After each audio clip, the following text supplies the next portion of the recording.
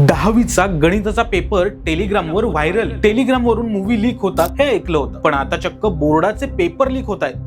असंच काहीसं घडलंय आपल्या पुण्यात. महाराष्ट्र राज्य माध्यमिक व उच्च माध्यमिक शिक्षण मंडळाच्या 10वीच्या परीक्षेदरम्यान एक खळबळजनक प्रकार उघडकीस आलाय. गणिताचे भाग 1 आणि भाग 2 हे दोन्ही पेपर चक्क एका टेलिग्राम ग्रुपवरून परीक्षेपूर्वीच रिलीज झालेत. या प्रकरणी पुणे विभागीय मंडळाने शिवाजीनगर पोलीस ठाण्यात तक्रार दिली असून टेलिग्राम ग्रुपचे ऍडमिन आणि सदस्यांविरुद्ध गुन्हे दाखल करण्यात आले आहेत. 9 मार्चला या संशयास्पद लिंकची माहिती मिळाली होती. फक्त महाराष्ट्र बोर्डच नाही तर सीबीएसई बोर्डाच्या 12वीच्या गणिताच्या पेपरमध्येही एक विचित्र घोळ समोर आला. प्रश्नपत्रिकेवर दिलेला QR कोड स्कॅन केल्यावर विद्यार्थी थेट अभ्यासाऐवजी एका गाण्याच्या व्हिडिओकडे पोहोचत होते. यामुळे पालकांमध्ये जरा चिंतेचं वातावरण निर्माण झालंय. पण बोर्डाने यावर स्पष्टीकरण दिलंय की प्रश्नपत्रिका सुरक्षित आहेत आणि गोपनीयता भंग झालेली नाही. हा प्रकार गांभीर्याने घेतला असून भविष्यात असं घडू नये यासाठी पावलं उचलली जातील. आता सर्वांचं लक्ष 10वीच्या गणिताचा पेपर पुन्हा होणार का, की दोषींवर कठोर कारवाई करून निकाल लावला जाणार याकडे लागलाय. सध्या तरी पोलिसांनी तपास सुरू केला असून दोषींना शोधण्याचं काम सुरू आहे.